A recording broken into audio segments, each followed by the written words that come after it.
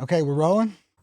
All right, let's go. Whey Jennings. How you doing, brother? Happy to have you on Country Drive, my friend. I'm proud to be here, man. How you doing? Oh, man, big fan, loving what you're doing, and excited to talk to you. Oh, well, thank you, brother. I'm excited to talk to you, too. I can already tell you right now, we've had some great guests, but you're already winning for best beard on a guest and best hat on a guest.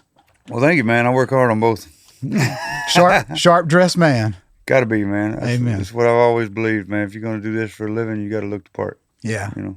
Well, no, I really appreciate you being on. And like I said, loving what you're doing. Thank you. Was jamming on the way here to 10-day run. Oh, man, I love that song. Trucking song is something we ain't had in a long time. And I grew up, my stepdad was a trucker, my uncles were truckers, and I remember a lot of times sitting in the passenger seat with the big old maps go across the dash, you know. And I just love trucking, and I decided we needed another trucking song. So we definitely do. Well, there you got one now. Check it out, 10-day run. Yeah, and it's a great thing to be on a Country Drive playlist when you're driving from coast to coast. Yeah, Country Drive, there you go. We were having a discussion on the podcast when Joey was, we were doing just a Joey and I guess podcast, and we were talking about this video we saw where this girl was like, I don't even know why truckers have to be on the road, because she had a close call with the trucker. Yeah. And we were just cracking up laughing at what would happen if truckers boycotted for 5 days. Oh, no, we wouldn't get nothing. I mean, Walmart shelves be empty. There just wouldn't nothing happen in this country. The whole country shut down is what had happened. Yeah, having an appreciation for truckers is something we've talked a lot about. Yeah, they keep this country going. Backbone of the economy. Mm-hmm. Yeah, man. But so I'm glad that you're giving them a shout out. I think there's a couple of trucker songs on the album I hear. No, that's the one trucking song on the album. Okay. But there's a bunch of songs about a bunch of things on this album. There is no theme. It's got songs about your inner demons, your future aspirations, your trucking for sure. And then I got love songs, Girl on a Fast Horse. And then I'm doing with Charity Bowden. It's going to be a great, that's the next video to drop, is that one. Okay. And then I got a song about drug addiction. It's really dark. And, but it's a song that I just had to put out, Me and a buddy of mine wrote it. And it means a lot to me that I've made it this far in sobriety. And I just really want people to know how I'm feeling these days. And the only way to know that is to get here where I'm at. So trying to point that song towards support systems to try to, nudge people in the right direction, Well, real quick, let's pull it up. Do you mind if we dig into recovery a little bit? Yeah, let's do it. I want to first say, it's on the website there, Joey. So this is going to be part of the tour that you're going to be going on soon. Mm-hmm. Mobilize Recovery. And if you want to talk about it for a moment. Yeah, we're doing 2 dates with Mobilize Recovery for now. They're doing a whole tour, but I'm going to meet up with them in Las Vegas on September 24th, and I'll be speaking and doing a performance there. And then I'm going to meet back up with them on October 8th in Richmond, Virginia, and do the same thing there as I do in Vegas. I chose them too because Vegas, is a hot spot for addiction. You know what I mean? Yeah. And I really want to reach as many people as I possibly can. And it ain't something we're going to be able to just solve right there in one bite. But it's something I believe if everybody just starts taking little bites, we'll be able to eat the whole elephant. Addiction is always been a bad thing, but these days it's a lot worse. It's not just addiction anymore. Back in the day, we knew there was 3 or 4 drugs that you could overdose on, but the rest of them, you could put yourself into bad health and, knock yourself out and all kinds of stuff like that, but they wouldn't kill you per se, but these days they got fentanyl and everything, so there's literally no sense in still doing these things, man. I mean, if you got a death wish, that's literally the only reason to be doing it, because it ain't fun no more. Right. Because, used to, people did this stuff, to party and have a good time, you know what I mean? Until it turned into a bad time. And then they needed help, and they went and found help, and they got it back on their feet. And, this was the cycle that went on for years and years and years. But nowadays, these people ain't getting back up on their feet, They are hitting the ground, and, somebody's digging a hole for them. And we really need to solve this, So that's why after being sober long enough to realize that I've healed myself, that I'm healed enough myself to help other people, That's why I'm jumping in this and using my platform to try to help people, you know. Yeah, well, one of the things that I appreciate about your story is that you found recovery. You're Through working God. through Yeah. God, amen. You're working it, and you're finding success in recovery I am. as a Yeah. recovering addict and as a musician. Because I think a lot of people, when they get into early recovery, they still feel that hopelessness. But you Well, I did have too. to, yeah. That's why I wanted to ask.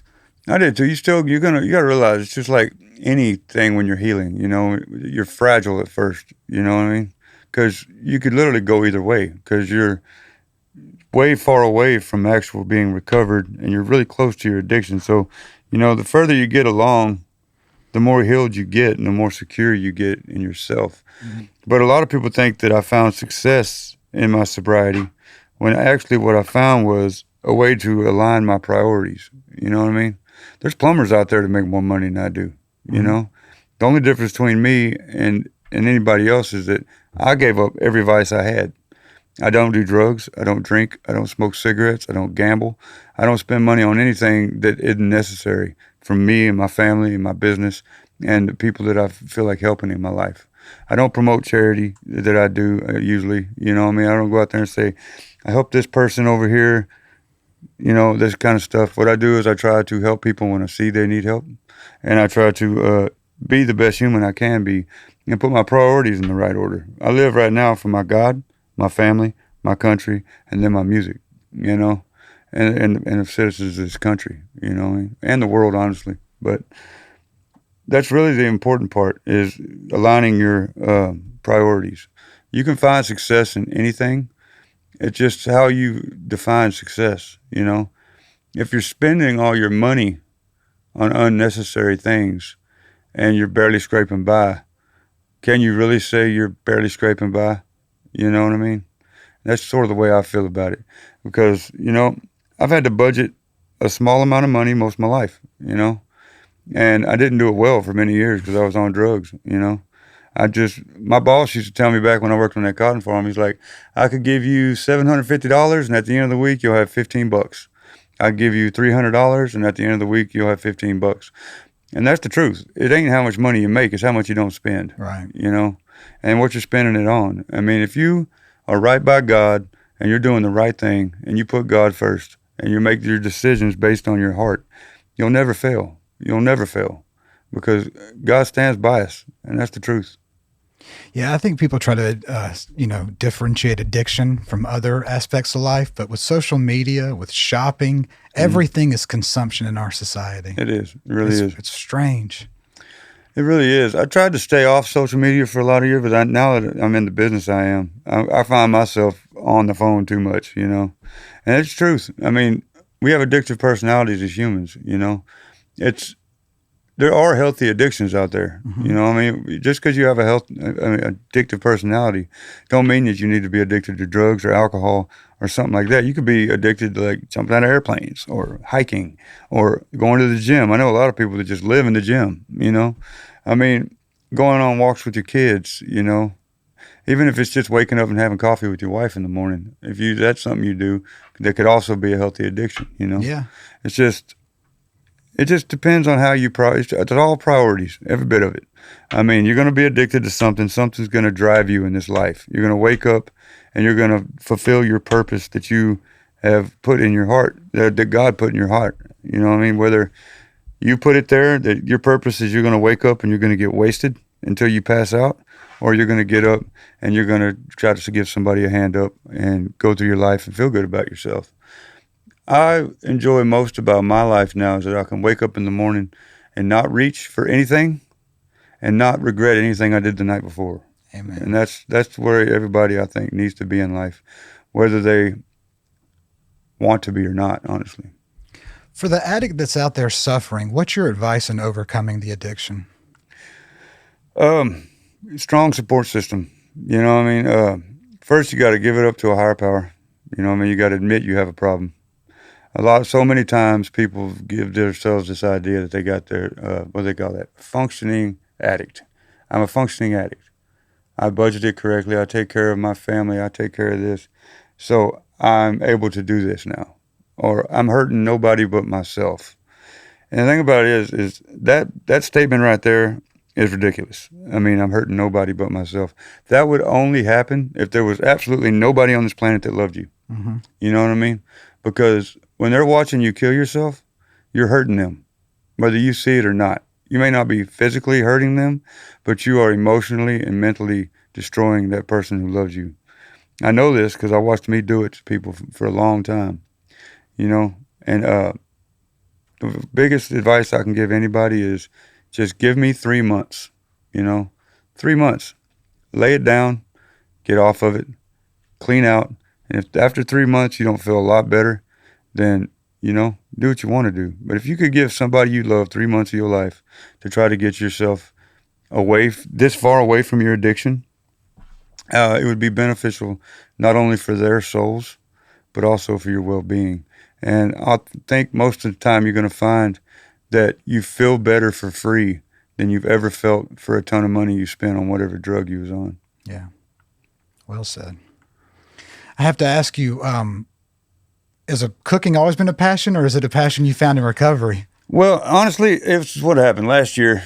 I mean, I've always loved to barbecue and stuff like that, but my wife is an amazing cook, Mm-hmm. you know what I mean? But she's super shy. She don't want to do anything like that. But my kids aren't shy. My kids have always, like, anytime they see me on Facebook Live or something, they're like, jump in my lap or they'll do this. So I decided with my time off this last year that I was going to spend it with my family, but I also had to go live and stuff for my business and stuff. So I decided we was going to put on a little, what happened, it started out with dressing, Southern dressing, okay, for, what was it? I think it was either Christmas or Thanksgiving. Pretty sure it was Thanksgiving. And somebody asked me how to make it, because up north where I live at now, they don't make cornbread dressing. They make bread dressing, and it's different. Okay. It's just not Southern dressing, the way that my mama made it. And we showed my wife how to get it done. She looked up a recipe, and I told her what my mom did different, and she nailed it. You know what I mean? And then her and my daughter did it together, and they both nailed it. And then anytime any one of my kids would just touch it and go to making this stuff, it just turned out great. Until people just started asking my wife how to make it, you know? And she said, what we'll do is we'll just go live, and anybody who wants to know how to make it will know how to make it. So we did that, and it got like 13 or 14,000 views. And I was like, that's pretty cool. So I decided, me and my wife talked about it, and we said, listen, this looks like it's uniting people and families, is what it looked like. Because all the comments were like, oh, we had such a good time with our family in the kitchen with your family. And it was that kind of thing. And I was like, okay, so this is good and healthy for families. So this is what we're going to do. We're going to do these cooking shows whenever we feel like we have the time to do them. And we're going to try to unite families because, you know, that's one thing as growing up as a kid. We always had parents that loved me, but they weren't around a lot. You know what I mean? Nowadays, after COVID and all this, we have a whole new thing where parents and children are all, you know, spending more time with each other. And as long as you're spending that time, like, not on your phone, and you're just, you know, being productive with your kids, it's a win-win, you know? It's, you know, it's helping our family join with other families. And, you know, everywhere I go and I play now, people are like, man, we love your cooking show. I know. And I'm like, that's just great, because I didn't see it coming. It ain't like I sat down and said, hey, let's create this cooking show and make it into something. And it got so big that, you know, Facebook started paying me for it. And I was like, what's that about? Oh, you monetized the cooking? Yeah, they monetized it. I didn't even ask them to monetize it. They just started monetizing it and sending me money. Wow. I was like, okay, well, it ain't a lot of money or nothing. It ain't like we're like this super syndicated thing or nothing. You know, we ain't got this giant podcast like y'all got or nothing. But we got, you know, we just got a Facebook that we do cooking shows on. There's Pat up there. Oh, there's the guitar man. Yeah. This is the one where Pat came and helps us cook. Well, I had to bring this up because, you know, when I was getting ready for this, I didn't know you had the cooking channel. Yeah. What I call I just call it your cooking channel, but I know It's it's Jennings not. Family Kitchen. That's what we do. But I was like, this is amazing. What a different way compared to what other people are out there doing, you know, building rapport with their audience. This is really wholesome, great. And I thought, man, this is so unique. And I was thinking to myself, oh, look at the apron, Jolene. I love it. Oh, yeah. But I was thinking to myself, man, he's going to end up with his own cooking show because this is pretty darn good. We've been thinking about it because, honestly, I mean, I'm not that great of a cook, but my wife is phenomenal. She can cook. Man, she can cook really good, but she's super shy. She's gotten to where she opens up a lot more, but, you know what I mean? But she's an amazing cook. And, you know, wherever it takes us, it takes us. I don't really sit down and make plans. You know what I mean?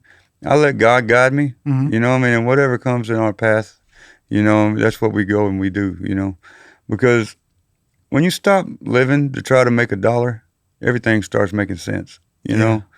And that's just the truth. I mean, you got to put faith in God that he will take care of you and your family and go out there and try to make a difference in people's lives. And that's what I decided to do with this cooking show. What we decided to do with this cooking show, we saw was helping people be happy and hang out, you know, and cook good food at home. Because that's the most important part of a good diet is cooking at home. Amen. You know, you go out and eat at these restaurants, you know, and it's like every once in a while it's cool, but you don't know what they're doing to ship their food and all this stuff, you know. When you're cooking at home with meat that you went and got yourself from the butcher and you're using, you know, whole foods and, you know, fresh vegetables and stuff, you know that your family's getting the best they possibly can in their bodies, and that's important to me. Well, there's another aspect of this cooking show that I wanted to point out is that, you know, you were referencing family and eating at home. There's not a lot of, you know, family time nowadays. Everybody's busy on social media. Everybody's running their own lives. We don't have dinner as a family. We do. And this promotes it. It does. We do. Every night we sit down, we have dinner. No matter what we're eating, if we're together as a family, we sit down and we pray and we eat. That's what we do. I mean, a lot of people call me and my wife helicopter parents. You know what I mean? Because we're like, this is what we do. We're parents, you know. I go out on the road. I make music. I make money doing what I do. And I come home and I'm a parent and a husband. That's what I do. And we like to play out in the yard. We like to go for walks and ride bicycles and, you know, go hiking and, you know, plant flowers in the front yard. Me and my wife will get up before all the kids and we'll have like coffee in the mornings, and we got these birds that have made a nest on our wreath.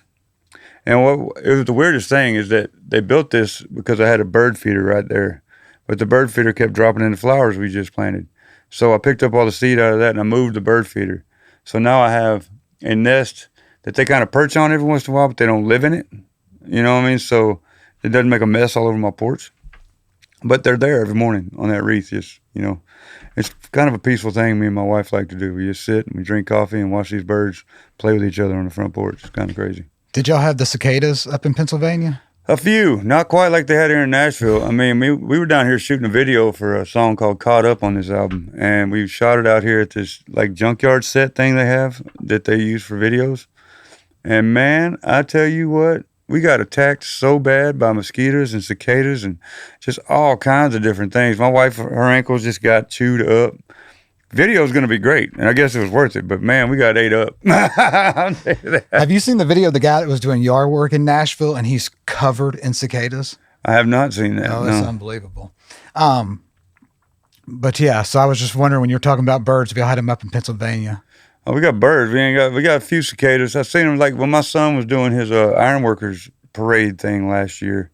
I seen a bunch of cicadas down in Pittsburgh, but where I live, there's not many at all. Joey's from Pittsburgh. Oh, yeah. Where are you living at? I live out by Grove City. Okay. I lived in Beaver County.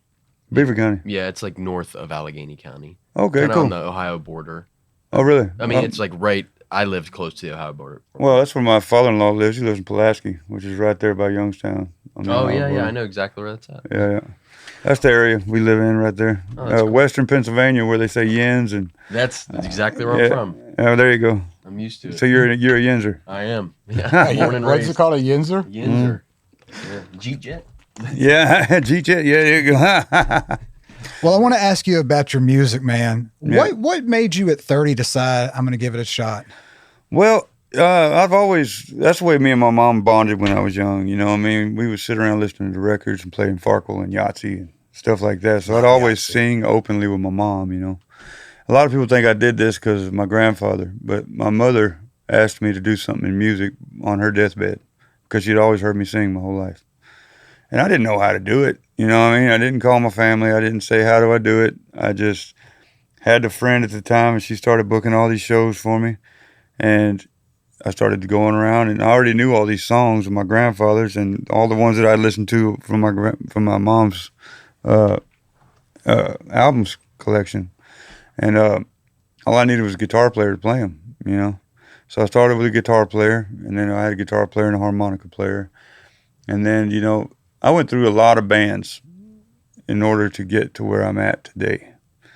But it was mostly my fault because I didn't know what I was doing. Mm-hmm. You know what I mean? All I knew is that I loved to sing music, sing songs, and I loved to interact with crowds whenever I was on stage. And I grew through a drug addiction that I don't understand how I didn't just get run out of town in most places I was in, you know.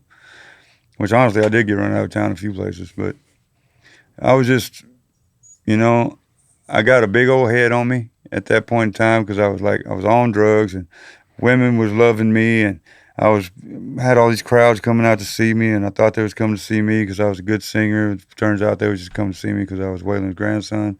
And I was pretty much tarnishing my family name because I wasn't singing, I was screaming, and and sweating, and just very, very visually seeing this train wreck, and this happened for a lot of years, and it took me finding God and a good woman and really deciding to change my life and having people that believed in me, like my manager, Miss Tammy Carolis, and my beautiful wife Taryn and Ed, and I got this whole family that we built, and the support system is huge, and I'm just surrounded by great people now, and we make right decisions for the right reasons. We're not chasing fame. We're keeping ourselves humble. We're doing what we can while we can, and putting God first, and that's how we're living our lives, man. Well, I love your attitude on that. That's terrific. Who are your main influences?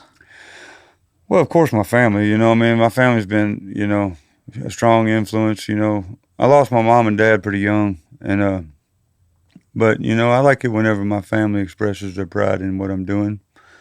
I mean, it's like I get a text every once in a while, and they tell me how good I'm doing, and it feels good because I ain't got very many people to make proud no more. I looked around. I used to, lean on my mom and my dad and my stepdad and all these like safety nets I had when I was young. And I look around now, and it's just I'm that safety net to a bunch of little kids now, Mm-hmm. And it's like I got to be the adult, and to hear my family say that they're proud of me, it means a lot to me because they are my main influence in this business. I do look at them. I don't always express that to them, but I do follow them in what they're doing, and I learn lessons, and I get ideas and stuff by what they do. But one of my strongest influences is a man by the name of Jamie Johnson, who I'm playing golf with tomorrow. And next one of these days, I'm playing golf with him. But he put out this album called That Lonesome Song, and it was like it had this profound effect on me through my whole young life. It's like that is the perfect album.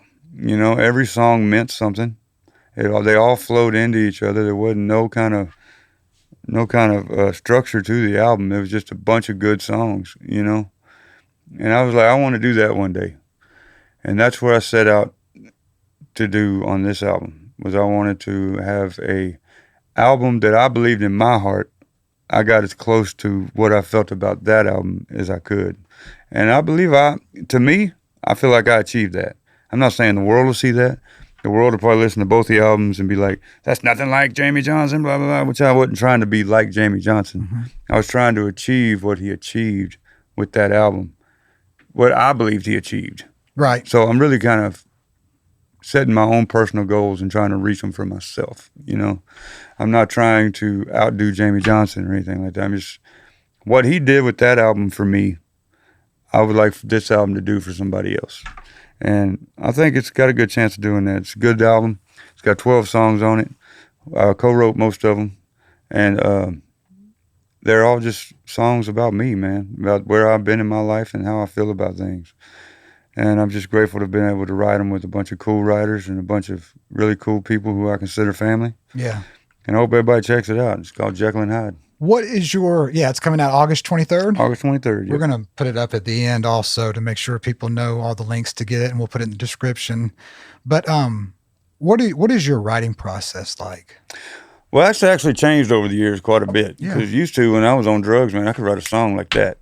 Somebody, I look at my guitar player, like if you ask my guitar players out there in the lobby right now, he said, craziest thing I ever seen you do is you looked at me and you said, play something pretty. And then you just made up a whole song right there. And it wasn't like a little cheesy song. It was a good song. And I was like, I don't know if it was, having 100% confidence in my writing ability, or what, or if it was just the drugs making it able for me to click that fast or what. But ever since I've been sober, I can't do that no more.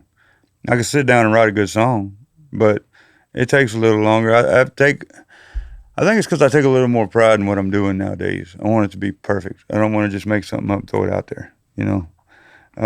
The writing process for me is a lot like writing poetry, you know. Yeah. Because I don't play a guitar or nothing.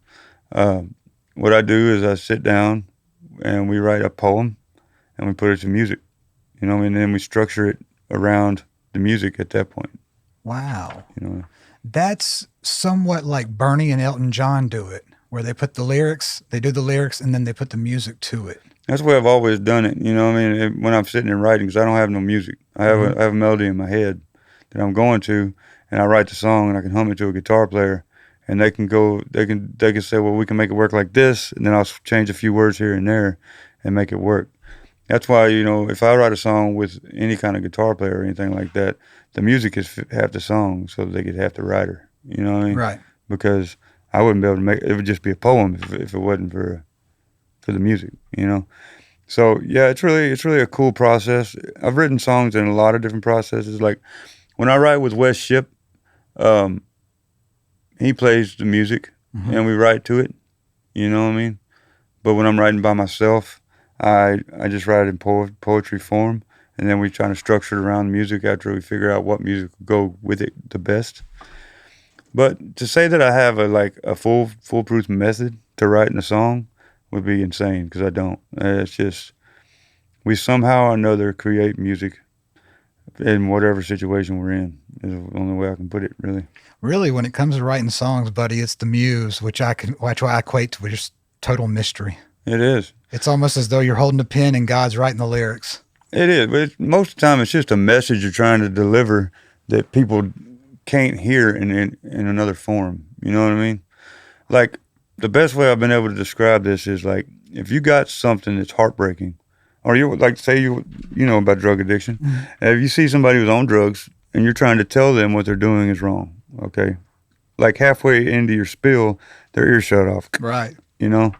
But if you go home and you write a song saying the exact same thing you're trying to tell them, and you put it to music and you push play, they'll listen to the whole thing and they'll get it. That's so you know right. What I mean? That's the power of music right there, you know? That's the way music is supposed to be used. You know, and sure, it's entertaining. Yeah, but it's entertaining because it's a whole nother language that, while the words are in the same language, it itself is a whole nother form of communication. You know what I mean? That's why most songwriters are heartbroken individuals, because they can't say what they're feeling, but they can sing it pretty well. You know what I mean? I was speaking to Jamie Johnson. I was riding around High when I heard High Cost of Living, and I was like, man, that song nailed me. Oh, I know, right? I remember that. That was a good one. I was like, that's cool. He said, cocaine and a whore. That was like the only thing I heard in the whole song. And I go back and listen to it now, and I'm like, wow, it's a deep song. The Baptist parking lot is the one that cracked me up the most, because in high school that's where we would go to smoke. Me too. Yeah, that's crazy. Across the street from every school is a church. That's where everybody smoked before school. Yeah. Well, what about? Do you ever feel any pressure? I guess let me start by saying this. I love that there's like a movement towards outlaw country again these days. People that are doing it their own way. Have you ever felt the pressure of carrying the torch, or is it just who you are? Well, it's not a pressure, man. It's like, it's really hard to explain. I guess the easiest way to explain it is like, imagine you got like a war soldier, all right? And then they have a son, and that son grows up to be a soldier. And they have a son, and that son grows up to be a soldier. And they do it because their father and their grandfather did it before them. Now, when they do that, that comes across as honorable. You know what I mean? Now, if you got a musician who makes it big in the music business, then they have a son that's a musician who tries to make it big in the music business. That son is looked at like they're riding on coattails. And I can't figure that out for the life of me. And like, why in any other profession are you supposed to follow your family business? But in music, you're riding coattails. That's exactly right. It don't make no sense to me. at all. We're supposed to take what we're left by our parents and our grandparents and build on that and make it bigger and better. That's what we're supposed to do as humans. That's what evolution is about. It's about one cell becoming 2 cells, becoming 4 cells, becoming 8 cells. And, you know, that's the same thing with humans. You know what I mean? 2 people becoming 4 people, becoming 8 people, becoming 16 people. And, you know, survival is based on what you know and based on what you learn and what's in your blood. And in my case, it's music, you know. Music is what my family's good at. And not only are we good at performing music, we're good at writing music, playing music, producing music, running labels. I mean, in my family, there's a lot of people who do a lot of things in music, you know. And I believe they'd be doing it in music, whether it was from my grandfather or not, you know what I mean? My grandfather was an absolutely phenomenal showman. He was a great guitar player. He was just one of the best ever, you know. And just because we're also in music don't mean we're riding on his coattails. All that means is that we have pride in where we come from, and we're not going to let that die because his name deserves to live on just as much as ours do, you know? Amen. And that's just how I feel about that. I got to meet your granddad for about 5 minutes. I mean, 5 minutes, probably 2 minutes when he signed a book for me one time when he was doing the tour for the Wayland autobiography. Oh, cool, man. And it still remains one of those moments I'll never forget. Yeah. Just to spend, 30 seconds or a minute around him. He was a man that was bigger than a mountain, man, but he was also just a great man. He really was. He loved kids, and he was like this big old outlaw walking in the room, boom, boom, boom. You see a little kid, he'd be like, coochie, coochie, coochie. You know, he's like, a kid would make him melt every time. But, he was just a really good man. You know what I mean? Everybody thought he was this big outlaw that would punch you in the face. And he wasn't. He was just a good-hearted man, you know what I mean? I wish I'd have known him better than I did. But what I know of my grandfather is that he loved everybody and everybody loved him. Yeah. And, to hear stories like you just told me right there, I hear them a lot from a lot of people. And here we are 21 years after he died, and people still love him just as much today as they ever did.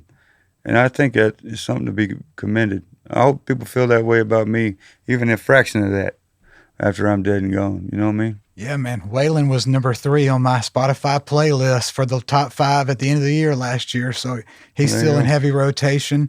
And I'll tell you what, I feel like him and Cash are kind of like country's version of Elvis, where their legacy continues to grow. They are. You know what I mean? There was a bunch of them back in the day, you know what I mean, that just made a staple in life. But you got to realize back in the day, that whole movement was what? 10 people? 11 people? At best. You know what I mean? Which made it like the purest form of a movement. You know what I mean? It was very concentrated. You know what I mean? So it's like people think of the Highwaymen as like the Mount Rushmore of country music because, it's the Highwaymen. But nowadays, you try to put a movement together and it's going to have 400 or 500 people in it just because of how many musicians there are, So to ever think we're going to get that back is crazy because it was back when music was simple and pure and strong. And there was very few people doing it, and the people who were doing it did it well. And, it's something we'll never get back, and we always need to remember, and we always need to show respect to because that's where we all come from.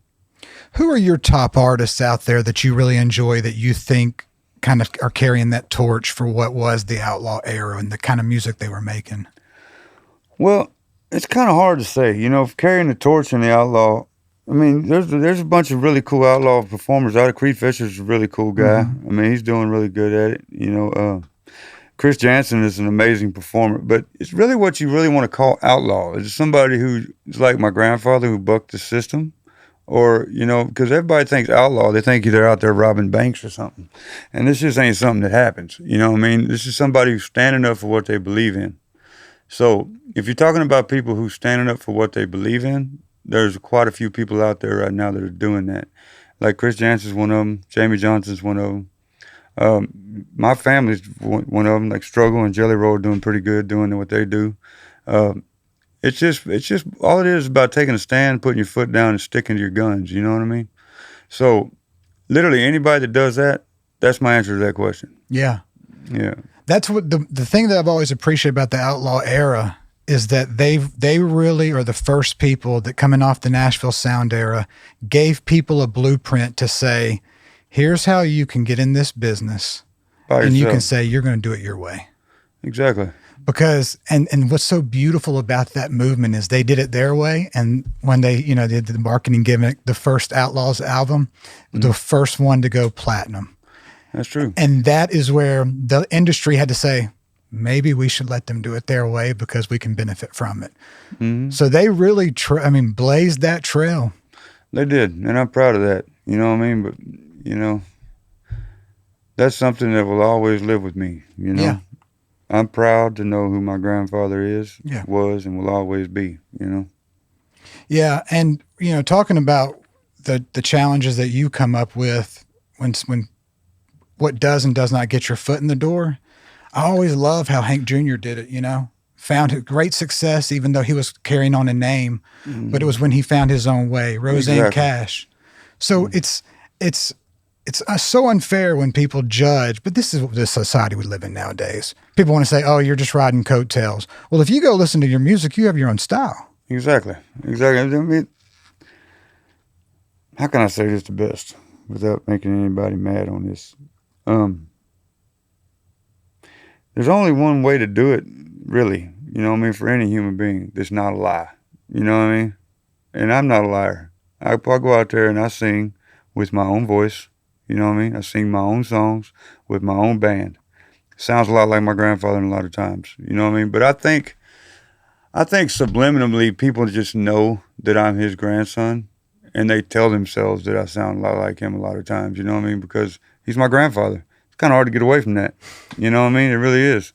I mean, he's running around in here somewhere, Mm-hmm. But, I don't go out and say, hey, I'm going to be Waylon Jennings. You shouldn't. I go out and I say, I'm going to be Whey Jennings. I'm going to do how I want to do it and how I think it sounds good. And it's a little similar to my grandfather's. I get it. But I wrote 10 Day Run. You know what I mean? I wrote Jekyll. I wrote the bridge of Jekyll and Hyde. I wrote One of These Days. You know what I mean? I wrote these songs. You know what I mean? My grandfather had no part in it. Funniest thing that I heard, that I read on the internet lately, put this reel up on Facebook, and somebody said, them Jennings boys have a vault of Waylon's music and they're just using it. I'm like, what? No. I mean, yeah, there are songs that Shooter's been working on putting out here this next year, but we're not using my grandfather's music in our own careers. You know what I mean? Why would we steal from my grandfather? Yeah. I mean, that's not something I'm going to do, I'm going to put out music that I have a part in creating. That's what artists do. We create.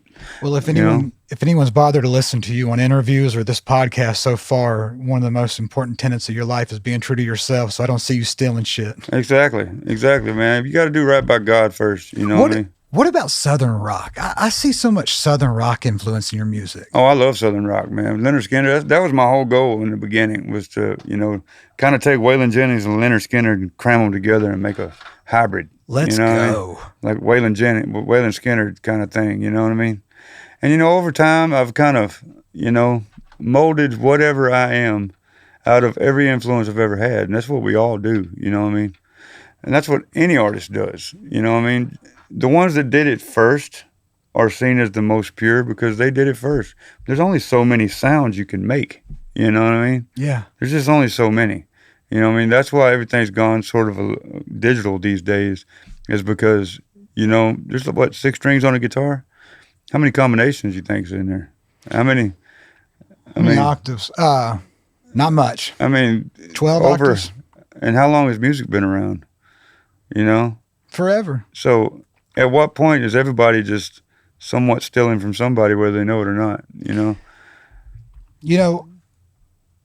Blackberry Smoke, I think, is kind of carrying the torch for Southern rock among a lot of acts. But speaking to what you were just talking about, I was in Fame recording studio last week. I was down there about a month ago. Actually. Were you? Yeah. I got a tour last week with Jim McBride, and it was really amazing. Yeah. But I was in that room where Dwayne Allman and Wilson Pickett do Hey Jude. Yeah. where Otis Redding had tracked. They actually told me that Shooter had produced the Turnpike album in that studio. Probably so. But yeah, that feel for the music that used to be there. If people won't adopt AI into music nowadays, we can keep the human connection to music, but this AI is going to mess it up, in my opinion. Well, it just really depends on how people use it, honestly. I mean, have you used it? No, hell no. I didn't see that. I didn't see that being a yes. No, I don't use AI. Not ever. Will you pull that a little bit closer to you, that mic? The only actual example that I've seen of people using AI in music was that Randy Travis song.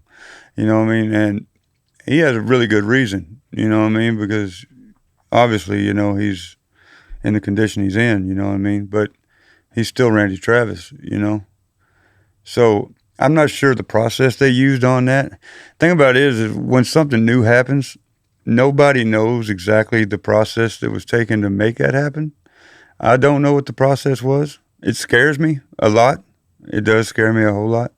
But I know Randy's heart. You know what I mean? I know Randy's people around him. And I don't think there was any nefarious anything going on there. You know what I mean? I know that he come out with that music, and he could have just said he come out with it, but he didn't. He come out and he said, I made this with AI. You know what I mean? This is what happened here. Technology allowed me to put out another song years after I wasn't able to sing. And that's a beautifully scary thing. You know what I mean? Right. Because now everybody's like, oh my God, AI is going to take over the world of music, and there's going to be no need for musicians and all this. And I don't see that ever happening, because the only one thing that makes music is the soul of it. You know what I mean? Well, you've seen the crowd when you're on stage. Mm-hmm. Yeah, you think they're going to stand up and look at a box with like little purple images going like this in it? I mean, that's the connection that people still long for. So, it's the human being. It's the human experience that makes music. And I believe it was in that Randy Travis song. The human's experience was still in there. All they did was just put his voice over the top of somebody else's voice, you know what I mean, to give it that Randy Travis feel, you know? Yeah, when we had a podcast with Dylan Weldon, we kind of went into a little bit of deep dive with the Randy Travis AI. And while I have like concerns about AI music, like if you were to wake up one day and hear a song that you've released that you didn't release, that would be out of bounds, obviously. Oh, yeah, definitely. But with Randy, when you see the smile on his face when they did the news reports, man, you celebrate it, because he gets to hear himself sing again. He can, yeah, that's the thing about it. You know what I mean? There are ways to manipulate any system. You know what I mean? Any system. I mean, but the thing about it is, if you look at the world of music right now, and you got shows with ticket sales, you got Spotify and Amazon Music, iTunes, and all these kind of sales here. Then you got your hard copy sales that you're buying from the stores or from the merch table. Music is mostly consumed from shows. You know what I mean? Or the radio. You know what I mean? Or streaming platforms. But the thing about it is, AI can't put on a show. Mm-hmm. You know, AI can't do an interview like we're doing right now. AI can't go to the merch booth and sign autographs until everybody goes home. You know what I mean? AI can sing you a song, but the song itself is very little of it. You know what I mean? The song is a bunch of it, don't get me wrong, but the human experience and the meeting the person, making the music, and all that, getting the autograph and the picture and the album and the stuff like that, and saying, I remember the time I met them. You know what I mean? I remember the time I was third row at their concert. You know what I mean? AI is one thing.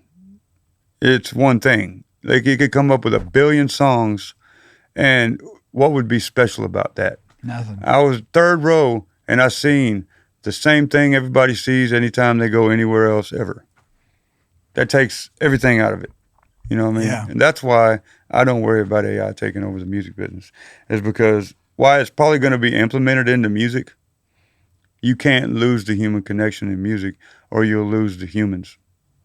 Yeah, I love Elvis, but I ain't going to an Elvis hologram concert. I know, right? And that's what I'm saying. I mean, that's what I'm saying. They try to do the same thing with like Tupac. You know what I mean? It's like, people love these people, but they love the people. They don't love, I mean, while they still cherish their memories and everything, they're not going to go pay $250 for a ticket to go see a piece of a projected piece of light. You know what I mean? Does It's like, does that feeling when you're walking on the stage ever get old? no, I don't. I go out there and I know exactly what I owe everybody that walked in there and bought a ticket. You know what I mean?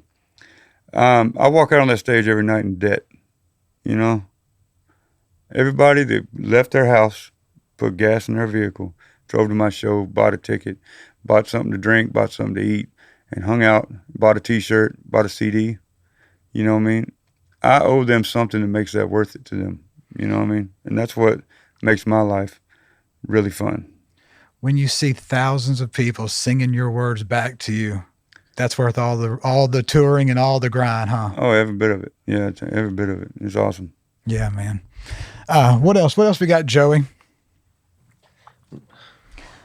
Well, let's pull up on here because we're going to do this to promote. So we got to save some time in the end. We got a lot of stuff to show y'all. So we got Whey's website. Do we have it pulled up over there, Ben? www.wheyjennings.com. It used to look like Windows 95, but we just revamped it. It looks really good now. It's got all the information you need. You can pre-order my album on there. You can watch any of my YouTube videos on there. My schedule's on there. All the links to all my social media is on there. There's phone numbers for anybody if you want to book a show. There's you can get a hold of my PR people. You can get a hold of my manager. You can get a hold of my booking agent. It's a one-stop shop now, and I love this website. I've been going through it for like a week now. Just like literally, people used to go to my Facebook to get all the information, to get most of the information, to get led to this, to get led to somewhere else to get information that would lead you somewhere else to get more information. But this website now is like all your answers for anything Whey Jennings. You can find it there. Hey, by the way, this is going to come out tomorrow. Mm-hmm. What day do you play the Keith Whitley Memorial? Day after tomorrow, I believe. Okay, so it'll be Saturday for anyone that's listening if you're in Nashville. Saturday, yeah. Tomorrow we're doing a celebrity golf tournament. Okay. If you want to come out to that, the information is on the Keith Whitley Memorial page. If you want to come out there, I think you can still get enrolled for it. I'm not sure. If not, you can watch us, act like we're golfers out there if you want. It's going to be fun, man. Jamie Johnson's going to be out there, Jesse Keith, Creed, West Ship, Sam Lowe, me, and just a bunch of cool people out there having a good time for a good cause. Keith Whitley is a complete legend and gone too soon story. That's the truth right there. Man. He has a great family, man. His son is one of the best guys I know. He's really cool. His ex-wife, Lori, is just an amazing human being. She really is super amazing. She's one of the most down-to-earth country music stars I've ever met. Yeah. She's like, hey, honey, how you doing? And give you a big old hug. And she's just a sweet, sweet lady, man. It's just, I've really enjoyed knowing them. I grew up on Lori Morgan. Okay, sorry, I interrupted real quick. So now let's put up the social media, buddy. Mm-hmm. Get his Instagram. So then we have Whey on Instagram, Whey Jennings. Yeah, we're trying to get the numbers up on Instagram. Instagram is a hard nut to crack.